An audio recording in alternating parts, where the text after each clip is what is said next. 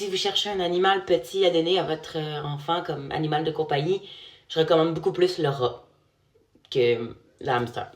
Puis là, elle va me dire, ben voyons donc, c'est beaucoup plus petit, ça mord pas, c'est beaucoup plus propre, ou je sais pas trop quoi, mais non, c'est faux. Un hamster, apparemment, ça aime pas tant ça.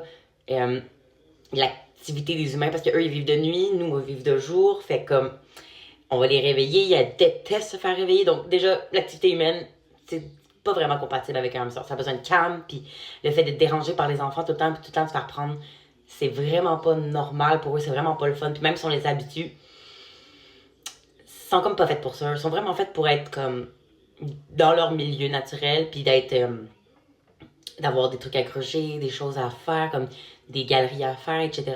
Mais comme pour un enfant, c'est tellement pas un bon animal. Il va juste tout le temps le réveiller, ou il va se faire mordre, ou il va finir par s'ennuyer, l'enfant, puis il va vouloir tout le temps le sortir, tout le temps le déranger, alors que lui, il a un cycle de sommeil.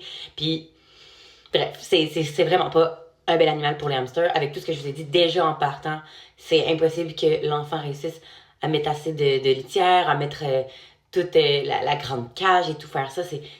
C'est beaucoup d'occupation là, pour un enfant, le gérer un hamster. Ça paraît facile, mais c'est beaucoup d'occupation. Donc, c'est faux. Les hamsters, c'est pas fait pour les enfants. Voilà. Et on passe au dernier des 5 mythes.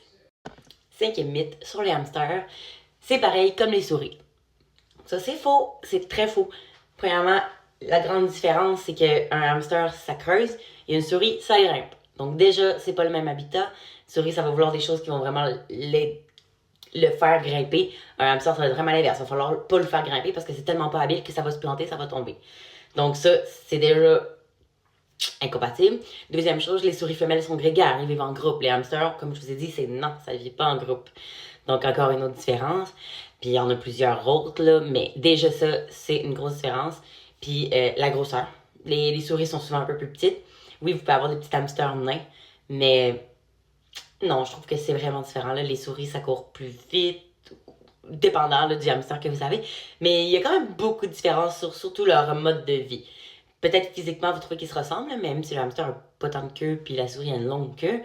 Je trouve plus que la souris ressemble au rat au hamster. Donc voilà, ça c'est surtout un gros mythe là, que les gens pensent que les hamsters, les souris, c'est la même chose. Donc vraiment pas.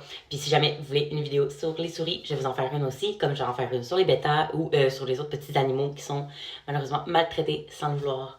Donc c'est tout pour la vidéo d'aujourd'hui. J'espère que vous avez aimé ça. Et informez-vous si jamais vous voulez adopter un petit animal parce qu'on peut très bien les faire souffrir alors qu'on veut juste leur donner du bien. Donc voilà, à la prochaine. Bye!